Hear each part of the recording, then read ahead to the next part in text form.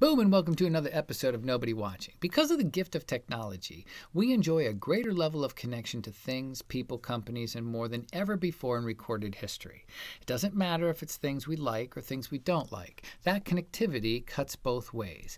It's just as easy for me or anyone else to heap praise upon those things we favor across multiple platforms in seconds as it is to completely destroy the things that upset us. Not so very long ago, if you felt strongly about something and were compelled to comment, you were relegated to a phone call during normal hours of operation. Or worse, you had to write a letter with your hands on paper that you would then stick into an envelope and lick, which may not be altogether unpleasant depending on where you got your envelopes. But then you had to find a stamp and stick that on there. Then you shoved it in the mailbox, and off it went. Mission accomplished. But that was through snail mail. Not very satisfying, because once it was gone, your joy or your rage faded as time passed, and you were left to wonder if your message ever made it to the intended audience, and if they would then take grace upon you and respond. This could take months. Hell, half the time, if and when you did hear back, you were well on your way to raging on something else. It was a lonely and solitary process. You had little knowledge if anyone else was feeling what you were feeling or writing as you were writing, and so on. You were an island. The feedback cycle is still basically the same today, but the acceleration that technology offers whittles those lonely months of mumbling affirmations to yourself down to minutes or seconds, with no unpleasant licking at all, depending on how you feel about your phone.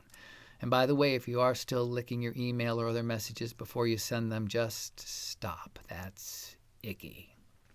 Another thing that has changed is the expectation of a response. Before, you curiously wondered if you might get a response at all. And as I said, you were alone. But now you're very likely to get a response, even if it's from someone hired exclusively to respond to messages from kooky, fun people like you all day long. They have to. They can't afford not to. Just like the rest of us, they're being watched, monitored. They look for hotspots of concern and trends where image and position may be negatively affected. And if you don't hear something pretty quick, you have the power to alert the masses to the status of your issue and probable snubbing with constant updates and diatribes all day long right at your fingertips. Our old, achingly slow and archaic linear modes of communication created a fairly effective barrier between people, celebrities, companies, and such, and the general public. Now everyone can see everything. You also have the benefit of seeing who else is out there that may share the same joys or concerns that you have and are blissfully willing to help you by piling on the object of your distraction with a happy mix of love, loss, bodily threats, and repartee. At times, they can even surpass your issue and take the rage or glory to a whole new and possibly uncomfortable level. In fact, these days, having just the right hashtag is the golden key, the difference between a mention and a movement. The new power is not lost on masses. Having access to your heroes and idols with relative ease is something true fans cherish like gold, but can also wield like fire. And in that, the fans win. Idols and heroes have to work harder than ever to get and maintain profitable fan bases. And the fans know this. It can kind of warp their sense of value as a fan. A lot goes into pleasing, or at least appeasing, any one particular fan base. Nobody wants negative press because salacious messaging catches fire like dry tinder and has the ability to literally ruin reputations and lives. Many people have left social media because it gets too dangerous and their careers or their work are hobbled by bad reviews or photos catching them being human or whatever. The latter is more frequently the work of anti-fans who are just as vocal and empowered as the fans. In the past, fans were happy being able to connect with and hear from their heroes at regular intervals. Then it was better to have exchanges and possible conversations. Now it's at the point where the fans believe they have the right, through their support and association, to help lead the actions of their heroes or affect their work, or their art, or whatever. Like their heroes owe them something for being loyal followers and buying their merch. I'm not saying all fans are like this. I think most people still respect boundaries and understand that what the role of being a fan is. But some fans, there's a fine line that separates the fan from the fanatic. And as long as you are keeping the fans happy, there's peace in the valley. But slip up to the point of their discontent and they can turn on you. Fans are fans are fans are fans, and while some may have some great ideas and a great allegiance to the object of their fandom, that does not mean they have the right ideas about what that person could or should do. It's like those folks who audition for shows like America's Got Talent, and when they get rejected, they leave ripping and tearing the very foundation of the thing they praised moments ago, because their idols did not see the same perceived value they saw in themselves.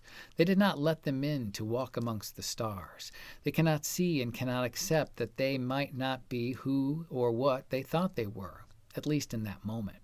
Look at the outrage over the recent Star Wars movie releases, the release of the Justice League, the cancellation of pretty much any show, a questionable call during a sporting event, someone in the band saying something that someone else didn't like during a concert, when Brian died, and so on.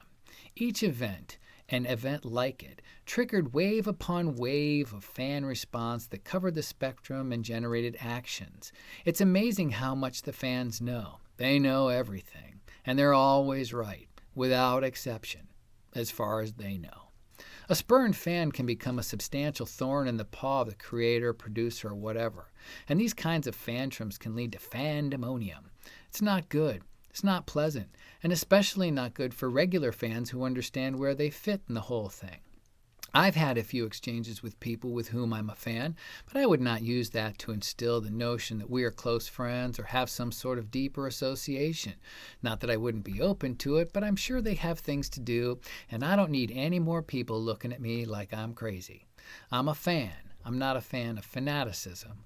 I don't think it's healthy to cater to the whims and demands of the fans or the fan base unless you have your own clear goals and objectives in doing so. Nothing good can come from it. It weakens the creator's position and can dilute the work.